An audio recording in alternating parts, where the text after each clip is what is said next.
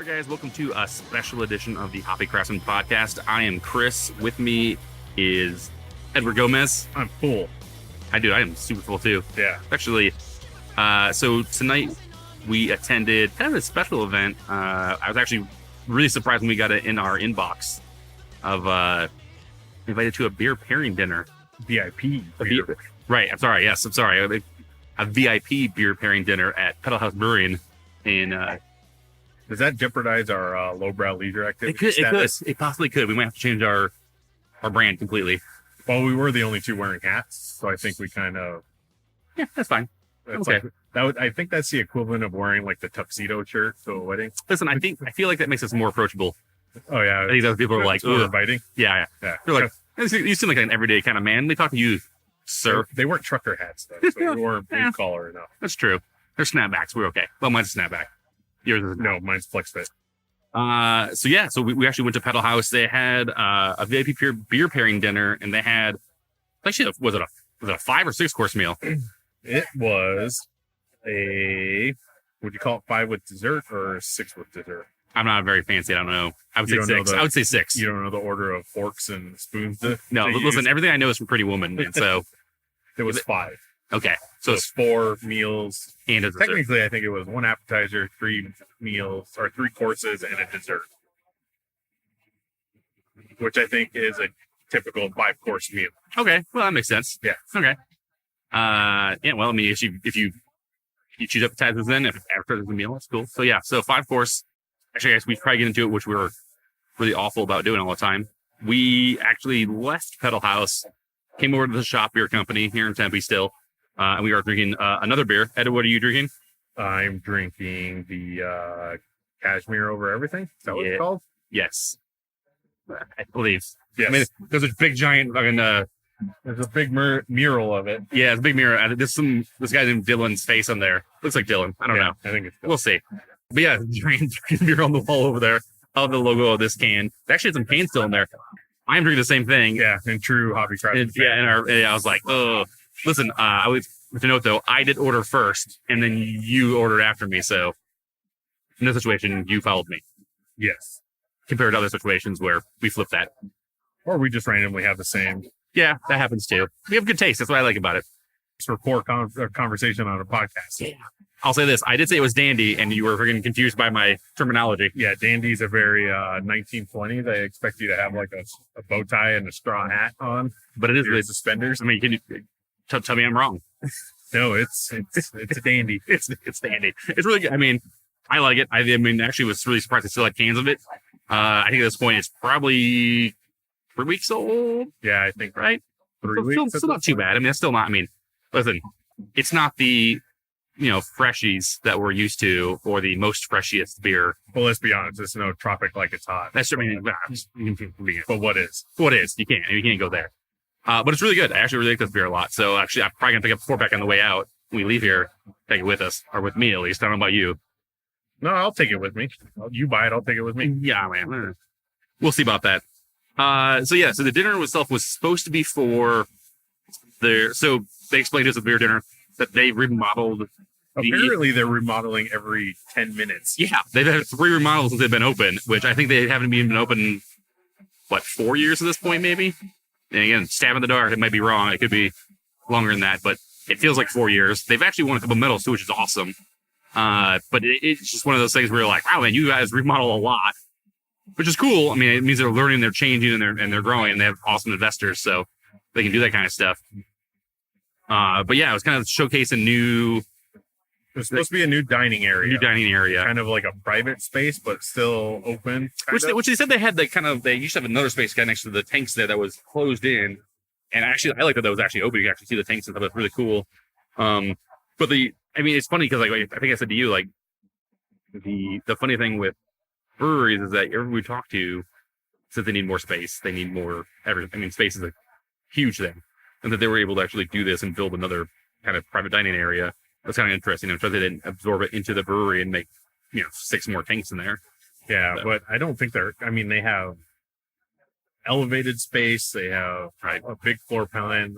Obviously, it's 115 today. Yeah. Their outside's probably not too busy, but they have a huge outside area. Yeah. I mean, No, I mean, I'm sure they're not hurting for business. It's just more of expanding in general. Like usually when people want to start like making canning lines and getting things out there, they're talking about having like, I mean, you look at Wilderness, you look at Santan, they all have off-site facilities. And I know at one point, Rent House is talking about doing that too. And so, it just seems weird that they aren't. Well, hey, there's some real estate down the street now that Gordon Biersch is gone. It's probably really expensive real estate. You can probably buy a 5,000 square foot friggin' warehouse somewhere else for the price it costs for the small footprint that Gordon Biersch had over there. So, but yeah, I mean, I don't know. It was cool. It was a nice space. I liked it a lot. I think it's really cool. They had 2 TVs, which made it kind of nice if you want to do like, a PowerPoint presentation or have some kind of offsite like event for your work or whatever. But you did have a nerd moment about the TV. Dude, they had right in the middle of it, they had the mouse cursor and then dead center. A slideshow going, and the mouse cursor was just dead center of the screen, and that's all I could see the whole time. I'll say this too. So there's 2 other things that I saw. I was like, I think I'm getting older and I'm getting more OCD.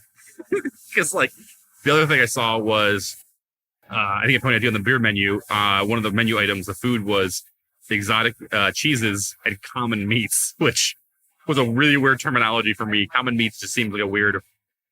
I mean, I don't know. It just makes them, like I said, I told you, it makes. Well, like you said, it makes the gap seem so much wider. Like, yeah. It should have been like, here's a Slim Jim, and here's fucking this cheese that was made in the friggin', a Belgian friggin' monastery by fucking 4 people with their feet. I mean, it's just ridiculous. I was like, wait, what? Exotic meats and exotic cheeses and common meats. You're like, okay. What would you consider a common meat? That's what I'm saying. Like, is it Spam? Slim Jim, dude. I love Spam. Give me some Spam and eggs, awesome. Spam fried rice, amazing. What's that? Musubi. You ever have musubi? No. Oh, it's like think of like a big giant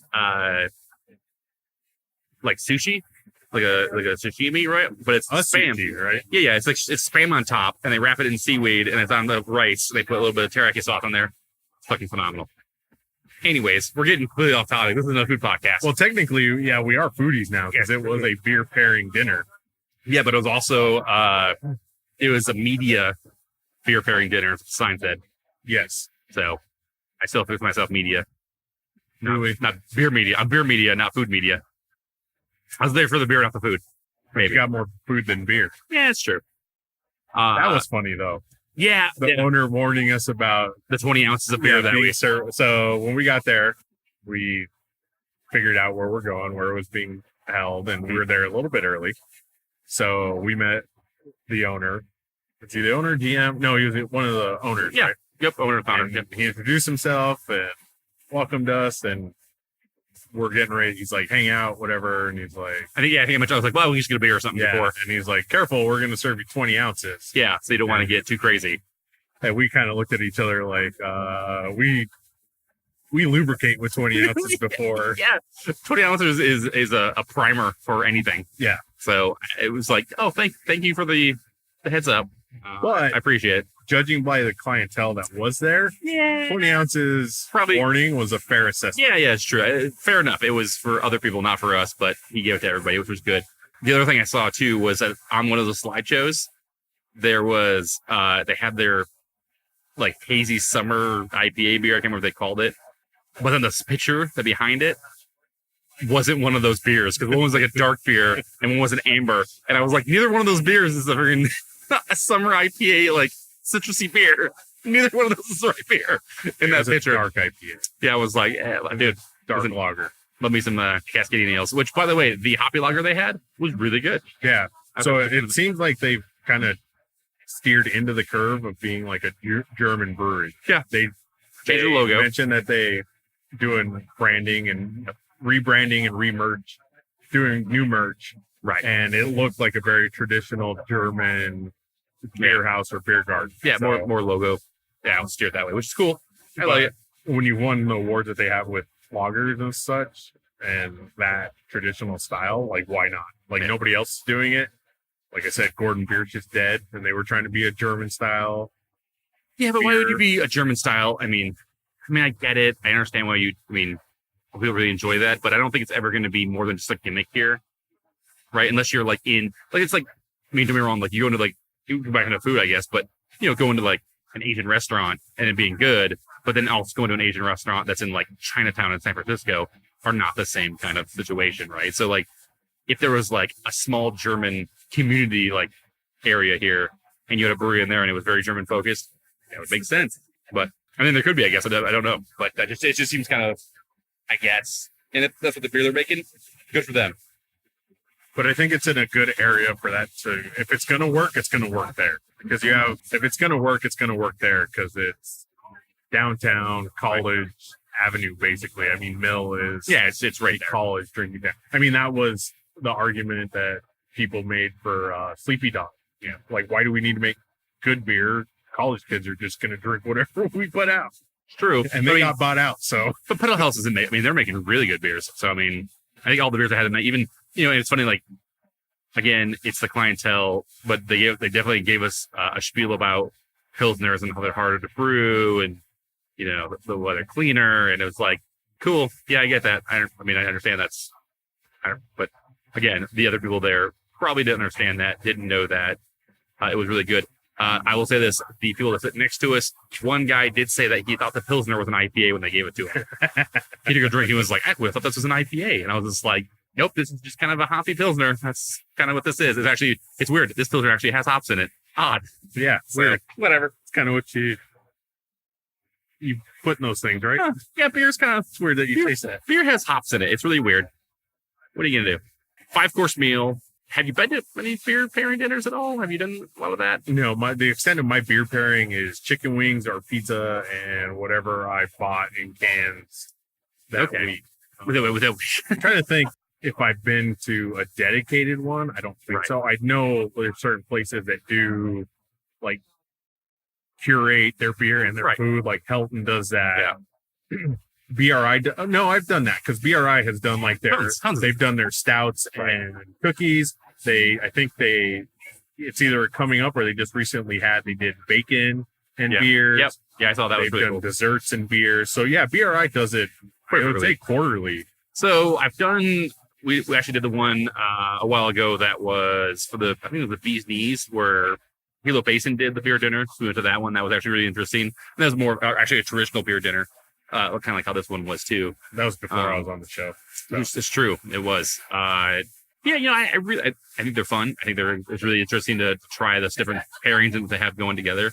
I think sometimes the prices get a little expensive. I know Arizona Wilderness did one that looks awesome. Those outdoor dinners where they do like 4 or 5 like full blown courses and they bring in 4 or 5 chefs. Like you have to pay for the chefs. I mean, I totally get it. And it's on my list of things to actually go do and actually go to a real like fancy, like I'm gonna dress up, take the wife, go to a beer dinner, which is a hit or miss thing for me because it's like that sounds like something fun to do and it's a really enjoyable evening. But my wife doesn't really drink beer, and so for me to pay that much for me and my wife to go, and her not drink, and like she'll be like take a sip of it and be like, "No, it's not good," and then give it to me, and by that like the third thing, I'm gonna be fucking schmammered because I'm drinking 6 beers at that point.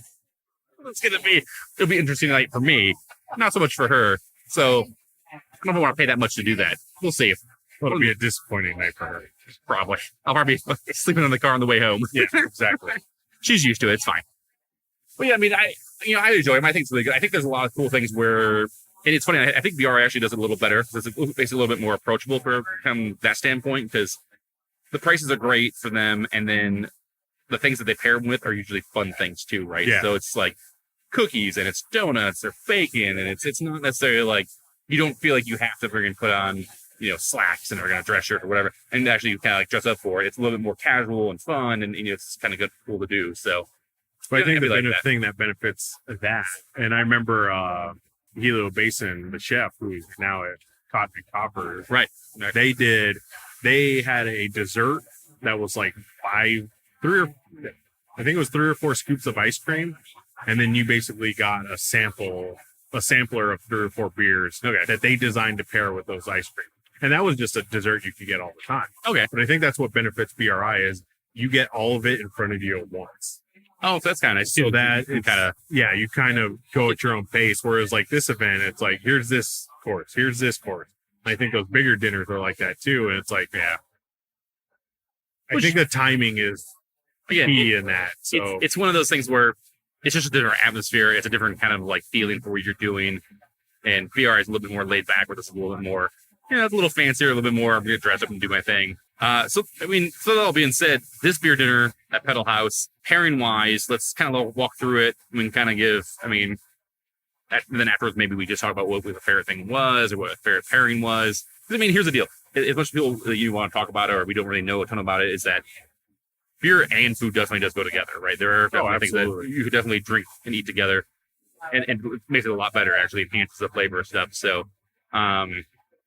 one of the things was for this event was to promote a gluten-free and vegan parts of their menu, which is a huge part of that. Yeah, that wasn't small. Yeah, and he pointed out, and I think as soon as he showed us the sample menus, the back of the menu, it wasn't like a section. Yeah, it wasn't like two side. or three things or a salad.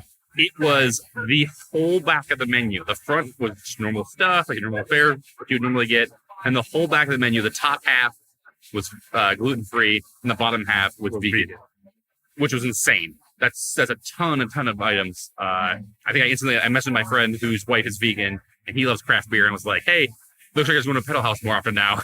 So, well, and he said also that the first two beers, and we'll go over the list, but the first two beers are technically gluten-free. Right. They're considered gluten reduced because of basically terminology. They said every testing that they went through, no gluten shows up in those beers. Right. But I'm sure there's some sort of government license or that you have to pay. Because I've dealt with where I work, certified organic. Yeah. And you're basically just shelling out money for a stamp and a sticker. Yeah, so that's about right. I could understand a brewery not wanting to go that extra mile to get that, or not even extra mile, extra cost, cost, throwing money at the government. Let's make more beer and get other things instead, right? Makes sense. I totally get that from this standpoint. First menu pairing was what? Day Drinker Light Lager. So is that the award-winning Pedal House Lager? Did they finally give it a name? I guess maybe. I assume that's what I assume. Well, he said that they've won most of the they've won from this beer. So my thought was that this one. I assume they finally gave it a name. Yep. But this is that Pedal House Light Lager that I can't think of a place that doesn't have it on tap. Right. I think every bottle shop, Wandering Tortoise has it, Sleepy Whales has it, Irene's Tap Room has it. Divided Vine has it. Yeah, it's really good. All things aside, that, and then I think the Pilsner we had right after it. Yeah, right. So the first one we'll go through. Just go through it real quick. So the Day Drinking Light Lager was the beer, and that was paired with smoked paprika popcorn with Irish cheddar. Which they brought a second plate of it, or a little thing of it. It's kind of communal style. Where Ed and I both shared a kind of basket of it, which is fine because that was way too much in general. We got our second one out because the first one didn't have enough cheddar on it. Yeah, and the second one was full cheddar. It was insane. It was basically just eating like handfuls of cheddar with some popcorn. So, but still delicious. I didn't have a problem with that. So that was really good. I don't think popcorn has enough flavor to pair it with anything. I think you could pair popcorn with anything. Yeah. Which is also why it was like a light beer with a light flavor. Yeah, it was a good introduction. As an appetizer. Yeah, it's fine. Perfect. Light, easy, good to go. Number 2 was the German-style Pilsner with your favorite exotic cheeses and common meats. Yeah, that seems weird. It's like a weird name. They might want to change that. That's just my 2 cents. What's one common man's opinion. And he wasn't even that exotic. It was goat cheese, right? Yeah, but it was a certain goat cheese from California. Yeah. So, something about milking them during the day and milking them at night. Listen, there is a cheese podcast somewhere that's going to hear this at some point, and then we're going to get another fucking idiot. We're going to get another hateful email from them. Yeah. About how we should listen to this in Wisconsin. Enjoy your cheese curds and don't send us any emails. No, and we'll send us New Glarus. So I'm okay with that. Yeah. We'll take beer, not emails. Yeah, both. Send an email about the beer. Yeah. Send an email about the beer you're going to send us. Yeah, I'm in. That works. Number 3 was Beer Blanche Belgian Wit, and that was with mussels and garlic bread. And that was good. It was definitely a sampler size. One of my mussels did not have a mussel inside of it. One of the shells did. I was like, oh, I feel chipped. I thought the same thing, but my mussel had fallen out. Oh, no, mine didn't. But if you've ever eaten mussels before, you kind of expect that. So I wasn't that really. I was like, eh. Yeah, you're going to have a few. I was like, it's a shell. It's what happens. It's what are you going to do? Yes, you roll the dice. I wish the garlic bread was not in the mussel Yeah, broth. well, I might dip it in it myself, make it a little soggy, but it was definitely really soggy when I first got It it. was pre-soggy. Overall, I mean, it was really good. Sample size, which would have been a little bit bigger. I'll say this: I did like Anchor Cab's mussels better, and I go there all the time, which is ridiculous. But they have, it's more sauce they have with it. It was a little more flavorful. And this was, like you said, I think for the next dish, which was salmon, right? Yeah, the next one was we actually got a hazy. Right. I mean, a whole 3 courses without a hazy beer. And Chris and I were starting to get a little jittery. I was like, where's my hazy beer? it's something. But the next one was a White Rabbit Hazy IPA and smoked salmon with couscous. Right, so it had couscous, but they also had like It had like a red sauce, but it was more. Red sauce. It wasn't like a pasta sauce. It was like a sweet. I almost feel like it was a tomato paste. It was like it was a puree of something. Yeah. And that I think you said that you would have put the mussels on that plate with that and mix that all up. That would have been really good too. I felt like the mussels were lacking a little bit of flavor in general. The sauce was good with it. I scooped some of it in there and ate it with it, but it was still not a whole lot there. And you said this isn't a food podcast. Look at you. I know, right? It's crazy. That's what we do. Foodies. Beer and food go together. And then for the last course, we had a West Coast Stout. Okay. Was a stout. Yeah, which is very stout. Dutch donuts and powdered sugar. Which I love that he had to give us like a pre-chef. The chef gave us. He's like, I couldn't pronounce actually what it really is, so he just called them Dutch donuts. I feel like they're just fritters. They were more like a fritter. So it was raisins, golden raisins, and apples that was made into kind of like a jelly. Yeah, the jelly sauce.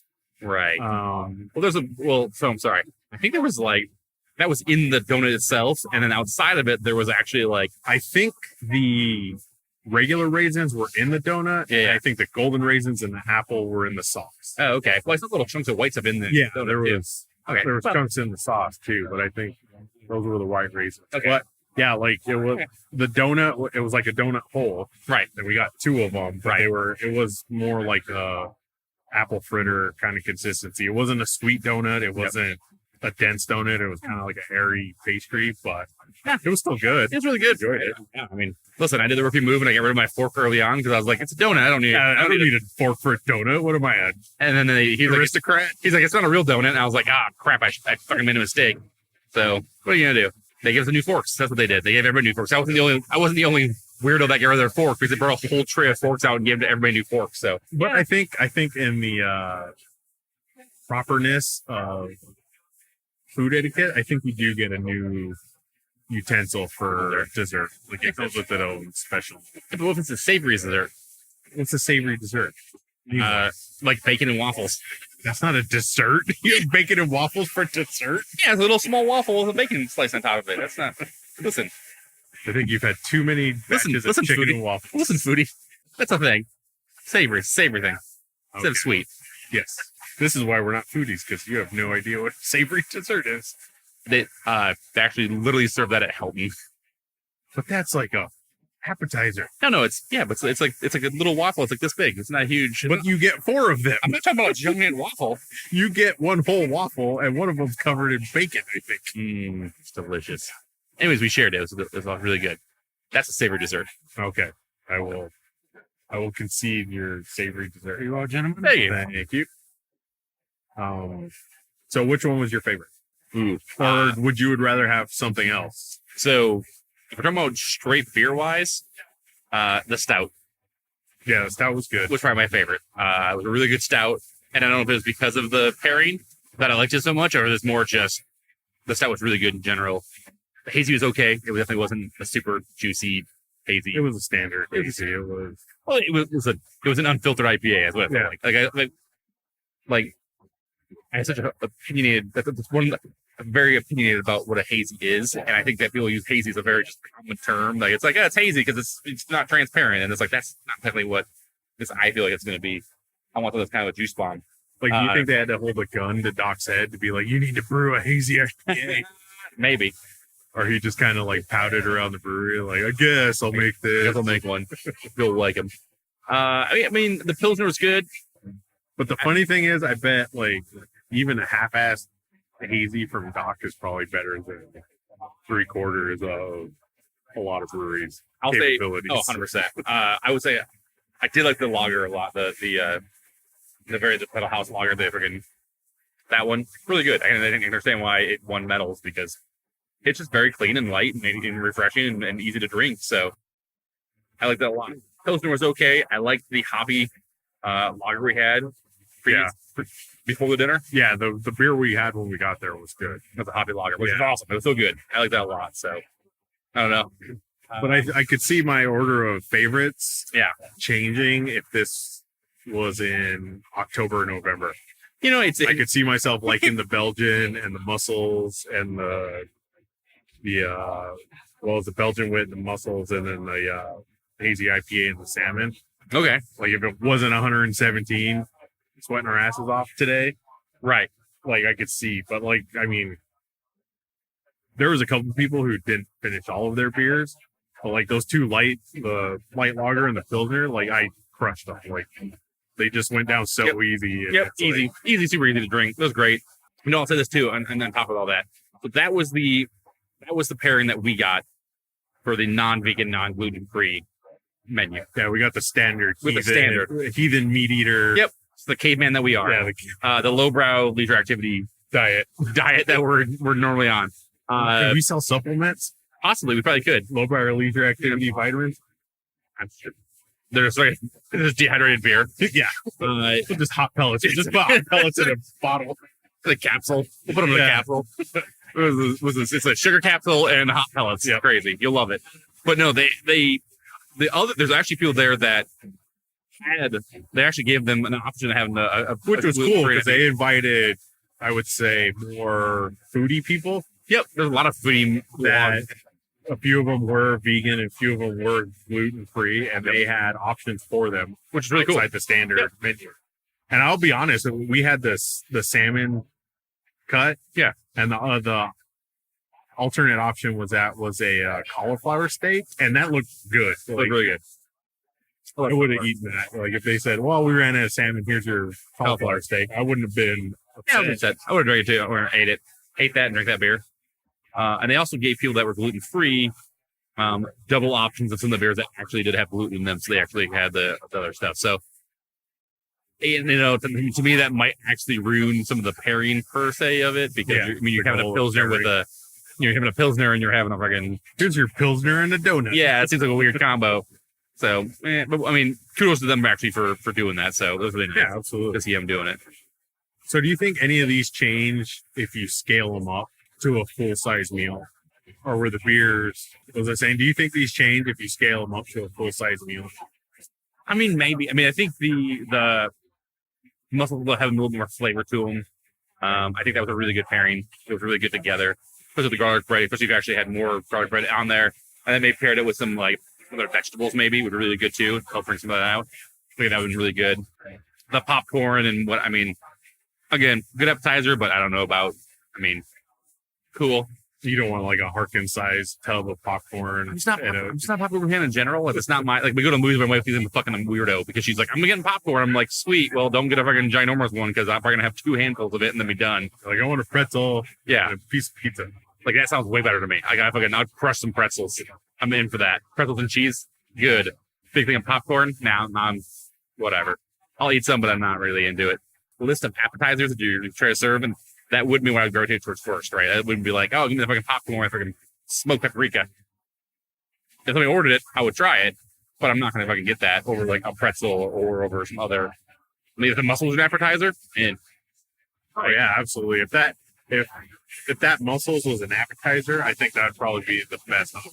Did you enjoy it? I guess that's the overall experience. Yeah, no, I think the experience itself really fun. I mean, I think. If it was just me going tonight, I don't think it actually would have been as fun. I think it's nice to go to a beer dinner with other people. I think let's be honest, you would have stood out like a sore thumb if you went by yourself. Yeah, I probably would have sat next to some other people that I may have not known or may have kind of known. Like, would have been a little weird, but I mean, we would have got through it.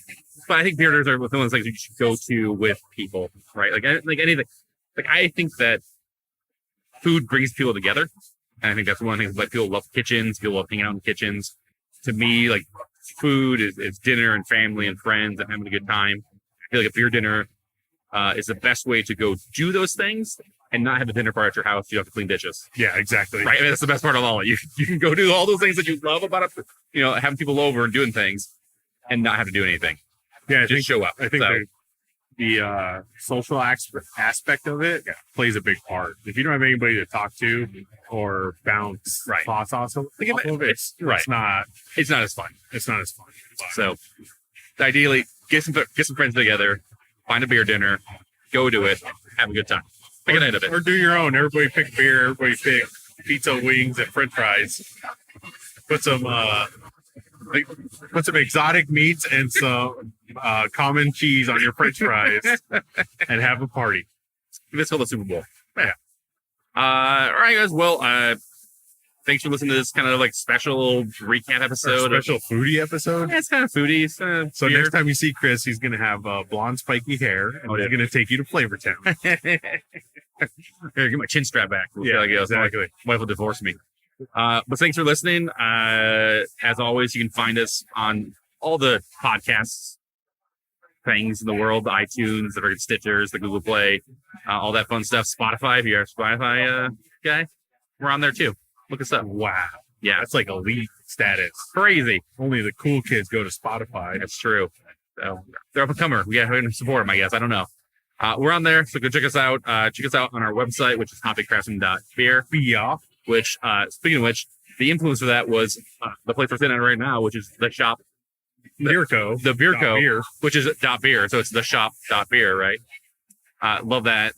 So they kind of inspires me to get that domain name and switch over our last one. So we love these guys here. I can support them. Ed, who are the raddest people in the world? The raddest people in the world, and this kind of throws me off because I think this is alphabetical order maybe. Anthony Bracamonte, Javier Gonzalez, Jessica Langley, Mark Ballesteros, who has a nice little fox. Avatar? Was that personally? No, that's down there. That's normal. Paul Fettuccini? Have we done that one? Yeah. I got to start writing these down because I don't want to duplicate Paul's name. So, Paul Fettuccini. Fettuccini Alfredo, in case I said fettuccine before. Oh, damn.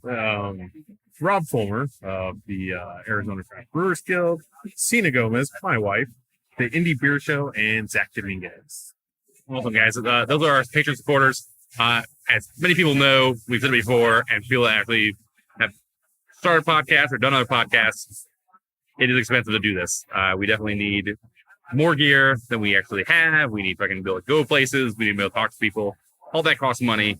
This isn't even including paying for the domains, paying for freaking hosting, paying for my talent. Yeah, the talent alone costs so much. So $1 a day can help you buy a beer for a bearded. Yeah, for a bearded craftsman. Yeah, bearded craftsman. So go to patreon.com/Hoppy Craftsmen. Go there. We actually have a bunch of great levels. Got some cool things that we can do there. The swag and all kinds of stuff.